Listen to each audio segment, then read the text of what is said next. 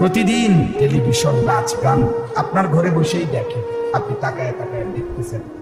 আপনার বয়স 60-70, তো আপনি আপনার ঘর পরিবারকে জাহান্নাম থেকে বাঁচাবেন কোন দিন,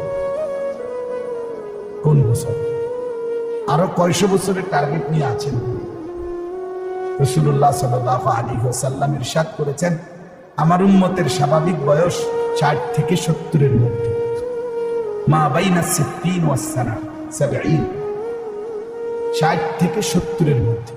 চোখের দিকে তাকায় আসুন, মহব্বতের সাথে শুনুন, নিজের ভালোর জন্য শুনেন, আল্লাহর কথা শুনুন। তো বলতেছিলাম, গাফেল সবসময় বঞ্চিত হয়, সামনের কাতারে থেকেও বঞ্চিত হয়, মানে খামখেয়ালি, এই মন চায় না, ভাল লাগে না, এরকম খামখেয়ালি। যেন প্রত্যেকটা মুসলমান, আল্লাহ তাআলা কোরআন কারীমে বারবার বলছে, গাফলত থেকে বাঁচো। খুদ আমাদের নবী সাল্লাল্লাহু আলাইহি ওয়াসাল্লাম, নবীজি সাল্লাল্লাহু আলাইহি ওয়াসাল্লাম আল্লাহকে কি পরিমাণ স্মরণ করতেন বলেন তো? আম্মা জান আয়েশা রাদিয়াল্লাহু তাআলা আনহা বলেন, কানা রাসূলুল্লাহ সাল্লাল্লাহু আলাইহি ওয়াসাল্লাম ইয়াযকুরুল্লাহ ফি কুল্লি আহয়ান। রাসূলুল্লাহ সাল্লাল্লাহু আলাইহি ওয়াসাল্লাম ইয়াযকুরুল্লাহ ফি কুল্লি আহয়ান, আল্লাহ তাআলার জিকির করতেন সারাক্ষণ। আম্মা জান আয়েশা রাদিয়াল্লাহু তাআলা আনহা বলেন, সারাক্ষণ তিনি আল্লাহ তাআলার জিকির করতেন, সর্বদাই।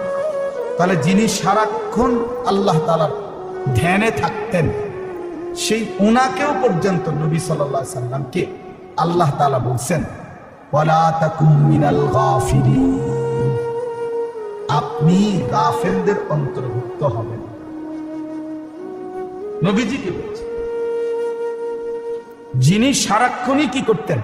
আল্লাহকে স্মরণ করতেন। তারপরেও খুদ রাসূলকে আল্লাহ বলছেন, ওয়ালা তাকুম মিনাল গাফিলিন, আপনি গাফেলদের অন্তর্ভুক্ত হবেন না।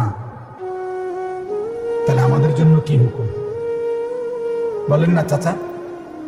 আমাদের জন্য কি হুকুম? আমাদের চা দোকানে আড্ডা দেওয়ার টাইম শরীয়তের পক্ষ থেকে কয় ঘন্টা? কথা বলেন। আমাদের জন্য বিড়ি খাওয়ার অনুমতি শরীয়তের পক্ষ থেকে প্রতিদিন কয়বার? টেলিভিশনে নাচ গান নর্তকের ছবি দেখার অনুমতি কখন? 60 বছরেও আল্লাহর কোরআন শুদ্ধ করার সুযোগ, আল্লাহর কোরআন পড়বার যোগ্যতা আপনার মধ্যে আসে। এই যে পারেন না কইয়া শুয়ে লাইলেন, আত্মফানি, এটা তো গাদ্দারি, এটা তো গাদ্দার। মনে রেখে মুরব্বী চাচা, এটা গাদ্দারি, এটা গাদ্দারামি করলেন আল্লাহর সাথে। আপনি বুঝছেন আর কি, ঠিক আছে, ছোটবেলায় শিখেন নাই সূরা কেরাত শুদ্ধ, এরপরে আর কোনোদিন বুঝলেন না কথাটা, এটারে আর কোনোদিন কোনো পাত্তাই দিলেন না, বুঝলেন না কথাটা, এটা গাওয়ানি না, যা শিখলাম না, তার শিখলাম, চাই আল্লাহ ঠিক করবে। নাইলে কি কারণ? যারা আল্লাহর কোরআন শুদ্ধ পারেন না, কি কারণ? হায়াত পান নাই। কথা বলেন। আমার মাঝখান দিয়ে কোনো 15-20 বছর মারা গেছিলেন, কি ব্যস্ততা, কি গাছটা কাটছিল, কিচ্ছু ব্যস্ত। পৃথিবীতে ইউরোপ, আমেরিকা অথবা চীন অথবা অন্যান্য দেশের মানুষ যে পরিমাণ দুনিয়ার জন্য ব্যস্ততা পরিশ্রম করে, তার 1000 ভাগের 1 ভাগও আমরা দেশের মানুষ উদা উদা বয়ে বয়ে বন দিয়া চা দিয়া ভিজে খাওয়া, কিচ্ছু না, কোনো কামও করছে না, দুনিয়াও করছে না, আখিরাতও করছে। মাটি কাটলে একটু ভালো মাটি কাটতে, বিকালে বইছে রাত 9টা পর্যন্ত চা করে, এটা ব্যস্ততা বলে। 3টা বাজে বসছে, বন্ধুরা আড্ডা দিতেছে, পোলা রাতের 11টা বাজে, হেতে আড্ডাই দিচ্ছে 8 ঘন্টা। কোন সুস্থ স্বাভাবিক মানুষ এত অপদার্থ।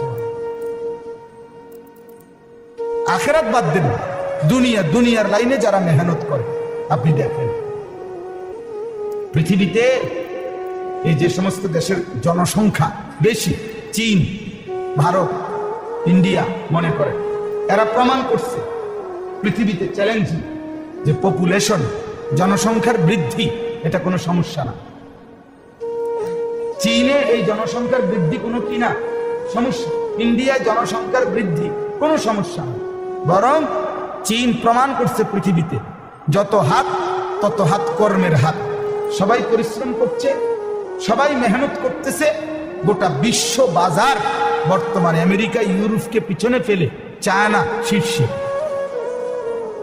কেন? পরিশ্রম করছে। দুনিয়া বুঝছে ভালো, আখেরাত পরের বিষয় তাদের কাছে, কিন্তু দুনিয়া তো তারা বুঝছে ভালো, মেহনত করছে।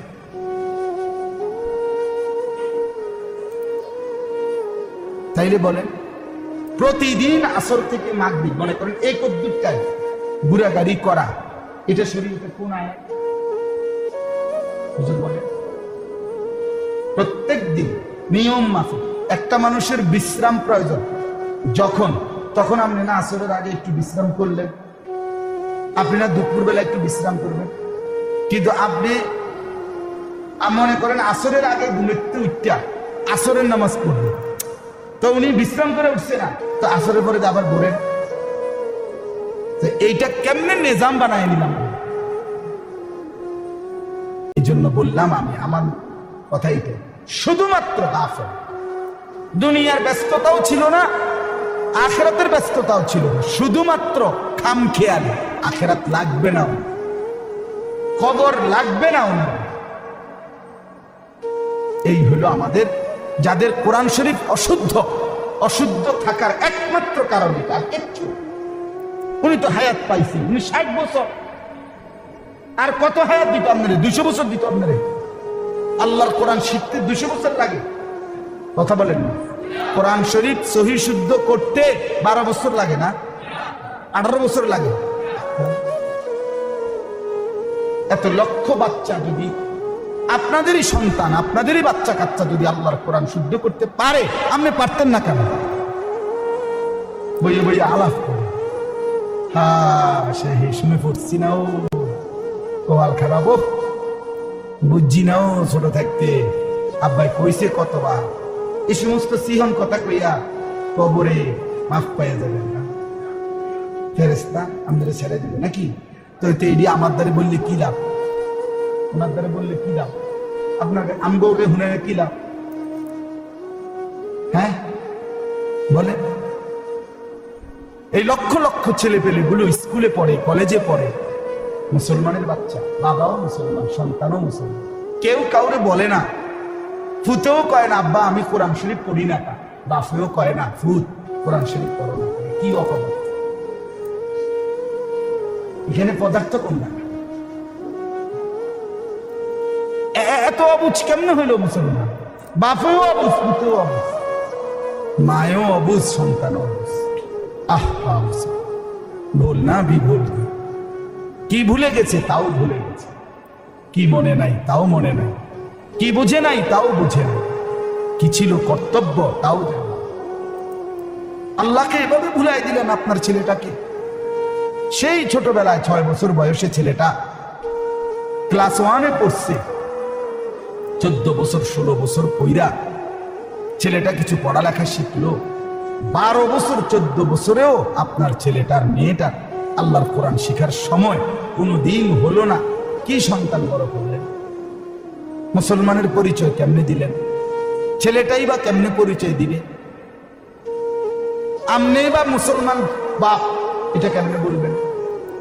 বলেন একজন বাবা বলে, তোমরা একটা ছেলে বলো ভাইয়া, জেনারেল ছেলে, স্কুলে পড়া অনেক ছেলে আছো এখানে, বলো কি অযোগ্যতার কারণে আল্লাহর কোরআন পারো না?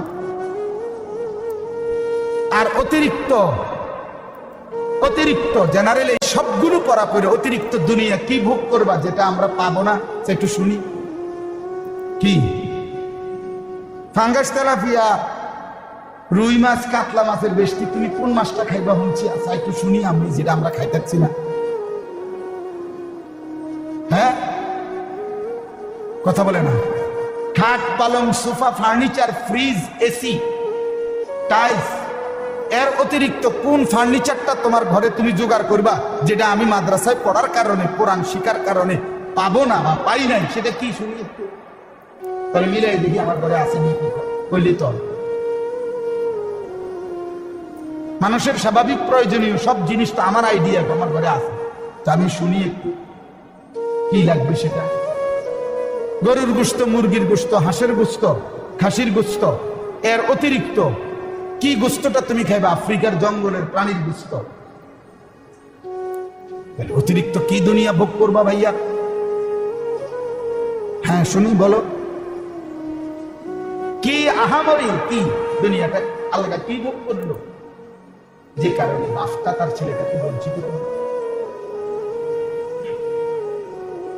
কি পাবার আশায়? আমি বুঝেই নাই, আমার মাথাতে ধরা।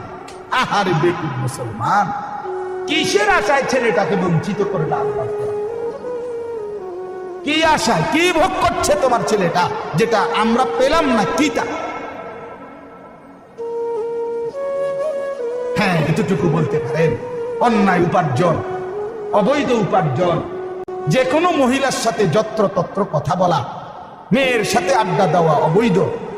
হ্যাঁ জিনা ব্যভিচারের আড্ডাখানা, গান বাদ্য, নাচ গানের উল্লাস, এগুলোর মধ্যে তো আপনারা হুজুররা যাইতে পারলেন না। এগুলোকে কোনো মানুষ যাওয়া উচিত বা ভদ্রতা উচিত, এটা কেউ বলুক? কেউ বলবেন? কোন বিবেকবান বলবে যে অবৈধ উপার্জন করা উচিত? তো তাহলে যেটা কারোই পছন্দ না, আমি কীর্তন দিতাম। কথা বলেন না কেন? পরের একটা মেয়েকে নিয়ে রাস্তায় হাঁটা, এটা যদি খুব প্রশংসনীয় কিছু হয় তো এটা বলুন যে হ্যাঁ না ভাই হুজুর এটা উচিত, এটা একটা গুরুত্বপূর্ণ বিষয়, তো বলেন। বলো ভাইয়া বলো। সারা রাত মোবাইলে উলঙ্গ ছবি দেখা, এটা যদি গ্রহণযোগ্য কিছু হয় তো কে বলছে সেটা বলো? তাইলে যা কিছু অতিরিক্ত ভোগ করছে সেটা তো অন্যায়, অবৈধ, অশ্লীলতা, বেহায়াপনা, অসভ্যতা, হারাম, আল্লাহর কাছেও হারাম, পৃথিবীর মানুষের আইনেও নিষেধ। এই জন্য বললাম, এই আপনারা যে কয়জন মুসলমান বসছেন, আপনাদের এটা বোঝা উচিত বাপ, জিন্দিগির আরেকবার হিসাব করবে। ছেলেরা তোমরাও হিসাব করো, মনে করো বাপ গুরুত্ব দিল না, তার কারণে তুমি নষ্ট হইলে হবে না, শেষ পর্যন্ত কবরে তুমি একা, শেষ পর্যন্ত একা। আমার আব্বা মারা গেছে 2015 সালে, আমি এখনো বাইচা আছি, তাহলে আমার এই বছরগুলো আমার আব্বা ছাড়াই আমি চলতেছি, তাহলে আমার কি আমার এই বয়সগুলোর হায়াতের হিসাব দিতে হবে না? কথা বলেন না কেন? তো বলেন। এই জন্য কেউ নিজের ভুল না, কমপক্ষে এতটুকু বিবেক যদি না হয় যে আমার ভালো আমি বুঝলাম না, আমার কল্যাণ অকল্যাণ আমি বুঝলাম না, আমার করণীয় আমার কর্তব্য আমি বুঝলাম না, এটা মূর্খতা ছাড়া, বোকামি ছাড়া, আহম্মকি ছাড়া আর কিছু হইতে পারে। পড়ালেখা শুধু শব্দ মুখস্থ করার নাম না, নিজেকে চেনা, আত্মপরিচয়, আত্মপরিচয়, দেহ মন আত্মার বৃদ্ধি, এটাকেই এডুকেশন বলে, এটাকেই পড়ালেখা বলে। এই জেনারেল লাইনও এটারই পড়া করে, আপনি খবর নেই। এই ইংরেজিতেও জিজ্ঞাসা করেন পড়ালেখা কাকে বলে। বডি, মাইন্ড অ্যান্ড সোল, এই তিন জিনিসের উৎকর্ষ, শরীর, চিন্তা, অন্তর, এর উৎকর্ষ সাধন করা, এটাই জ্ঞানের। এটা আমরা হুজুররা বলি না, এটা জেনারেল লাইনের পণ্ডিতরা বলছে। এডুকেশন কাকে বলে, পড়ালেখা কাকে বলে? তো যার হৃদয়ের কোনো উৎকর্ষ উন্নতি হলো না, যার 24 ঘন্টা যার কলিজার ভিতরে নারী, ছবি, নাচ, নর্তকী, উলঙ্গ দৃশ্য, মোবাইলের আসক্তি, বন্ধুদের আড্ডা, এটা ছাড়া যার ভিতরে অন্য কোনো মানসিকতাই নাই, এই অপদার্থ পড়লো কি, শিখলো কি? বলো ভাইয়া কি? কি কোন সুনির্দিষ্ট মাইন্ড, কোন সুনির্দিষ্ট চিন্তা, কোন সুনির্দিষ্ট গন্তব্য, টার্গেট যার জীবনে নাই, অর্জন করতে পারলো না, সে কি করলো? সে জানে না সে দেশে থাকলে ভালো হয় না বিদেশ থাকলে ভালো হয়, সে কি স্যার কি করলে ভালো হয় না দোয়ানদারি করলে ভালো হয়। যেটা একটা ওই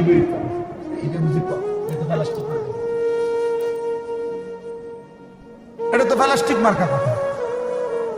এই পৃথিবীতে ছোটবেলাতে আমরাও তো স্কুলে পড়াকালে প্রাইমারিতে যে শুনে পড়ছি, আমার স্পষ্ট মনে আছে প্রাইমারি স্কুলের 4-5 এর মধ্যে নিয়মিত একটা রচনা প্রতিযোগিতা, আরে রচনা ছিল এইম ইন লাইফ, আমার জীবনের লক্ষ্য, এটা একটা রচনা।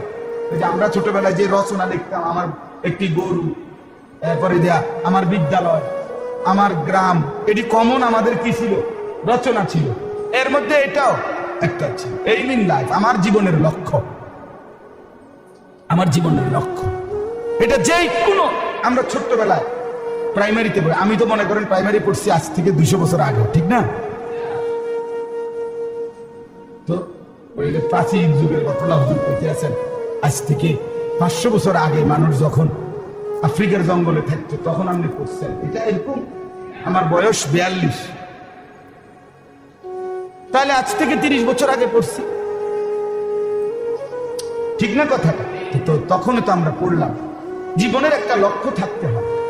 আমাদের এই ছেলে পেলেদের জীবনের লক্ষ্য কি?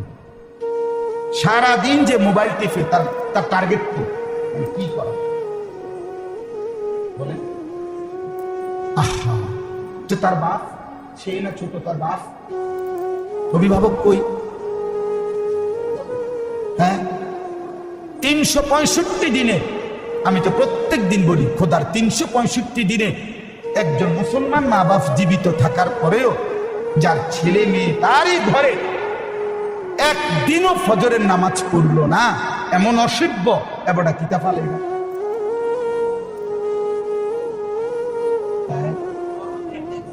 এমন কি পালতেছে? ঠেকছে না, মোটেই ঠেকে নাই। ওনার ফায়সালাই ছিল এটা।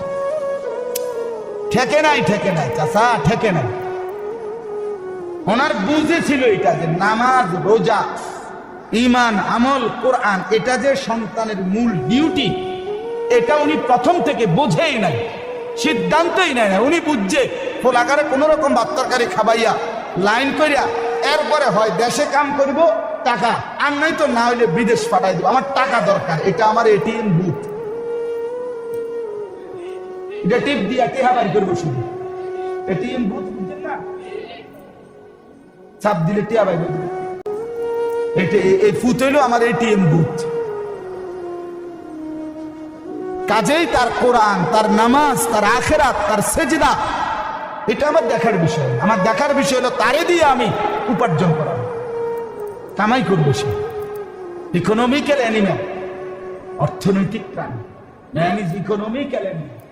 ইউরোপিয়ানদের কথা এটা, বস্তুবাদের কথা এটা, ক্যাপিটালিজমের কথা এটা, পুঁজিবাদের কথা এটা, স্লোগান। মানুষ অর্থনৈতিক প্রাণী। মানুষের বেঁচে থাকা, মানুষের পৃথিবীতে জন্মের সার্থকতা, কে কত বেশি উপার্জন করছে সে তত সার্থক। আজকের পৃথিবীতে সফল কাকে বলে? সম্পদওয়ালাকে। কথা বলেন না কেন? আজকের পৃথিবীতে সফল বলে তাকে না, বৈধ না অবৈধ এটা দেখার বিষয়। টাকার অঙ্কে সফলতা,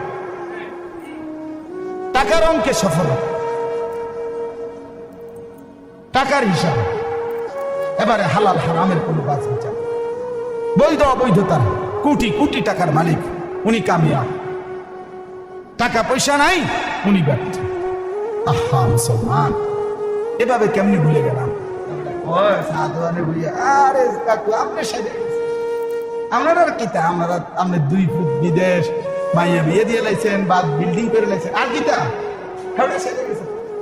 ওটা সাজা দেওয়ার কারণে এখন বিড়ি আর কোনো কাজ নাই, বিড়ি খানা ছাড়া আর বন আর চা দিয়ে বিজয়ী এখন ছাড়া, আর মানুষের বদনাম আর গপ আর গীবত চা দোয়ানে বইয়া সারা দুনিয়ার সমস্ত ফালতু কথা বলা ছাড়া আর কোনো কাম নেই।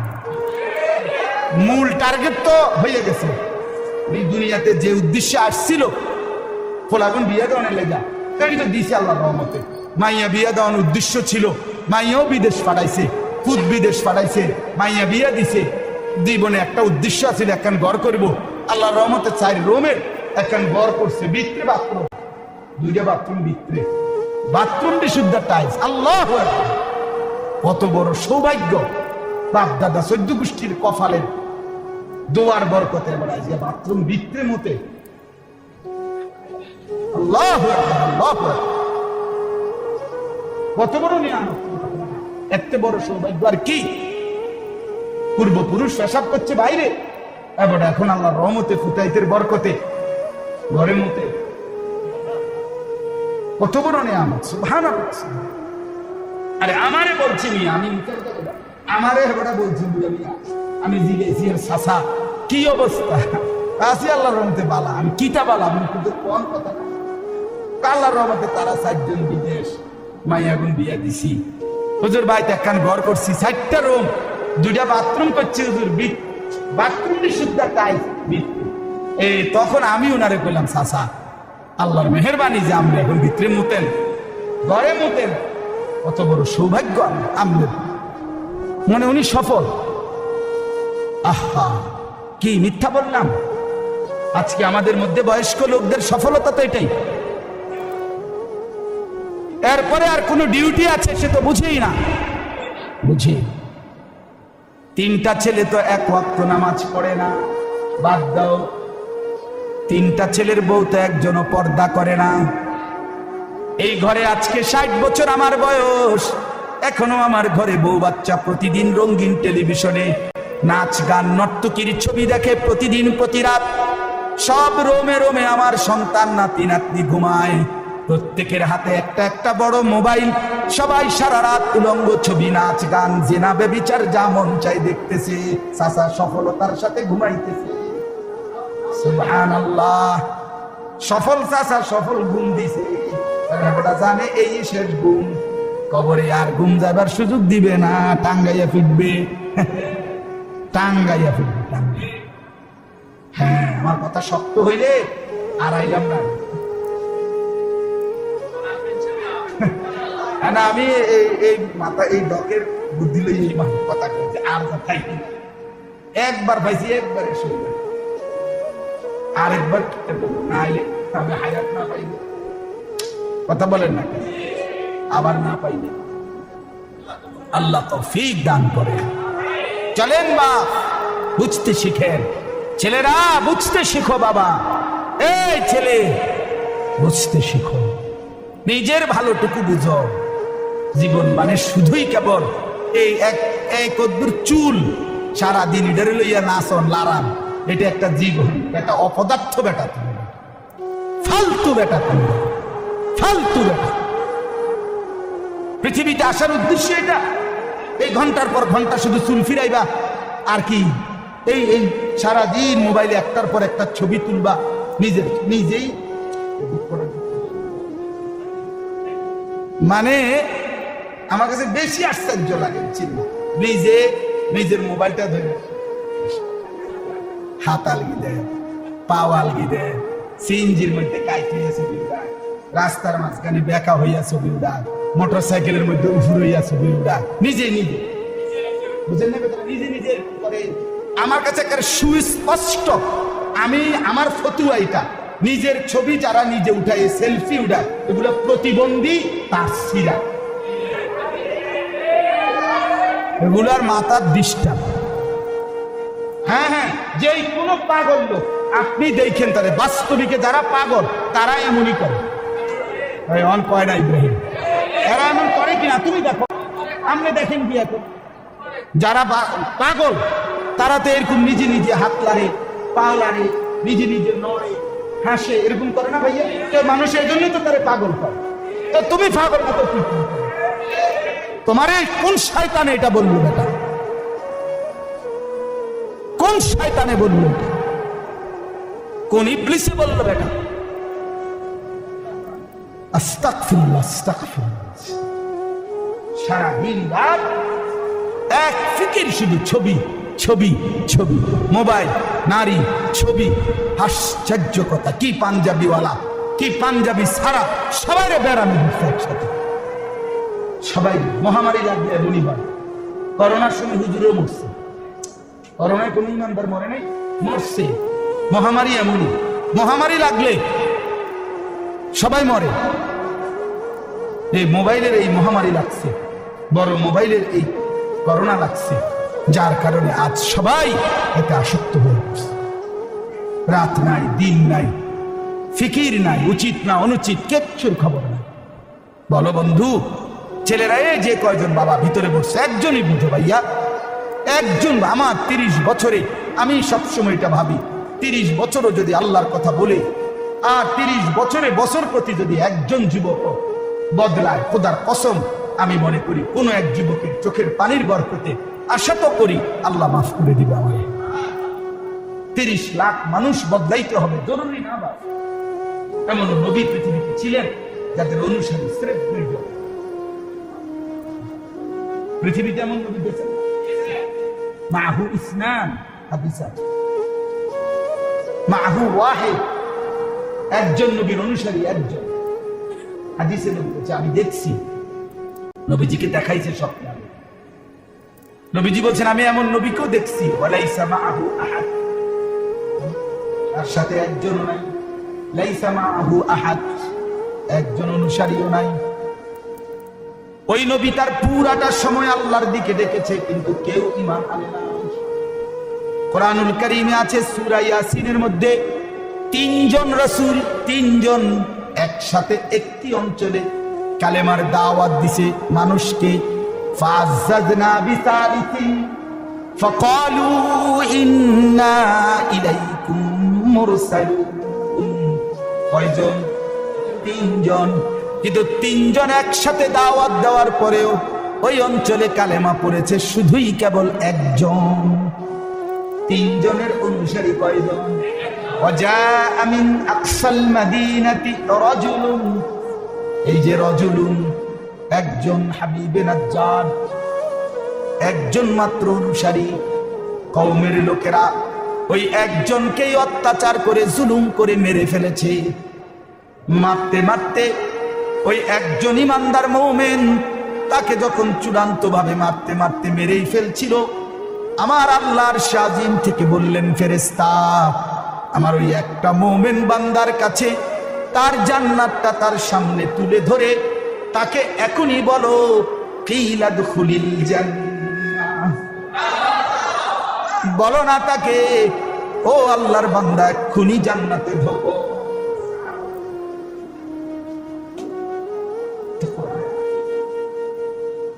قال يا ليت قومي يعلمون। ওই ইমানদার সাথে সাথে বলে উঠছে, হায় আমার জাতি, তোমরা যদি বুঝতা, তোমরা তো আমারে মারো নাই, বরং আমারে নিজ হাতে তোমরা জান্নাতে তুলে দিলা। বিমা গফারা লি রাব্বি ওয়া জাআলানি মিনাল মুকরামিন। জন্য বদলাও বন্ধু, বদলাও, ফিরে আসো জিন্দেগি। আজকেই যারা নামাজ পড়ো নাই দোস্ত, কেন পড়লাম? কেন পড়লাম? 5 ওয়াক্ত নামাজ যাদের কপালে জুটলো না বন্ধু, কেন পড়লেন? এই ছেলেরা, বাবারা বলেন, ফজরের নামাজ পড়েন না যারা, কেন পড়েন না? কেন? ভোরবেলায় মালিকের কথা মনে পড়ে না? এত লম্বা হায়াতের মধ্যে আল্লাহ তাআলা সব দিলেন, তাকে আপনি স্মরণ করবেন না? এমন দয়ালু মুনিব আর কে আছে? এমন মেহেরবান মাওলা আর কে আছে? ইয়া আইয়ুহাল ইনসানু মা গাররাকা বিরাব্বিকাল কারীম। আল্লাহ বলে, বান্দা বলো না আমার চাইতে দয়ালু মুনিব কাকে তুমি পেলে, যাকে পেয়ে আমাকে ভুলে গেলে? কে সে? কোন মা যদি সন্তানকে বলে, বাপ আমার চাইতে বড় বেশি আপনজন তুই, কাকে পেলি বাপ, যে কারণে আমি মাকে ভুলে গেলি? আমার ছোট ভাই একদিন আমার মাদ্রাসায় গত শনিবারে ইসলাহি মাহফিলে গেছে, তো আমার আম্মা আমার বাসায় মাদ্রাসার পাশে, মায় আমার বিবিরে বলে রাখছে, আমার ছোট দল হেতে আসবে মাসুদ, তার লাগে তরমুজ কেটে রাখো, আঙ্গুর করে রাখো, এটা আইবো আমার লগে দেখা করে দেবে। মানে আমার ছোট ভাই সে থাকে কুমিল্লা শহরে, আর আমি থাকি তো ময়নামতি ক্যান্টনমেন্ট। আমার মাদ্রাসার পাশে বাসা। আমার আম্মা এখন আমার কাছে, ভাইদের কাছেও থাকে, আমরা মিলেমিশে থাকে। তো মা এই রাত্রিবেলা 11:30 বাজে ওই আমার ভাইটা আরো 5-6 জন লোক নিয়ে আসছে। মানে আমার মাদ্রাসার ইসলাহি মাহফিল প্রত্যেক মাসের দ্বিতীয় শনিবার আমার মাদ্রাসা ইসলাহি মাহফিল হয় ময়নামতি কুমিল্লা ক্যান্টনমেন্ট। আমার শায়েখের মাদ্রাসা হলো শেষ শনিবার, আল্লামা মুফতি মুশতাকুন নবী কাসেমি হযরতের মাদ্রাসা।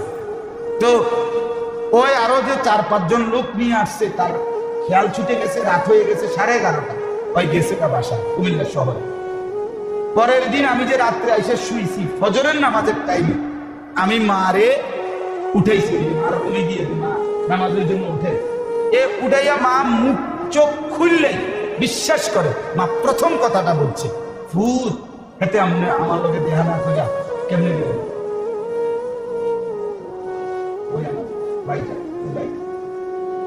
মানে আমি অবাক হয়ে গেলাম, হায় মা, একবার তোমার সাথে সন্তান দেখা করলো না। তো ফজরের ওয়াক্তে মার প্রথমেই মনে পড়লো কথা যে ফুদ হেঁটে আমার লোকে দেখা না করে কেমনে গেল। আমি দিনের বেলা একটু পরেই ফোন দিয়ে কইছি, তুমি শেষ মনে করো এক কেন জেলে যাবে। মাই জিজ্ঞেস লোকজনের কারণে গেছি তাড়াতাড়ি মাই জিজ্ঞেস মা যদি আফসুস করে ক্ষতি হবে কিনা সন্তানের। তো মা যদি আফসুস করে সন্তানের ক্ষতি হয়, রব্বুল আলামিন যদি ডাক দিয়ে বলে, বান্দা আজ তো 1 বছর হয়ে গেল, 6 মাস হয়ে গেল, কোনদিন তো আমারে ফজরের নামাজে সেজদা দিলা না, কেমনে পারলা বান্দা, কেমনে সইলা বান্দা, তখন কি হবে আমাদের? আল্লাহ আমাদেরকে মাফ করে দেন।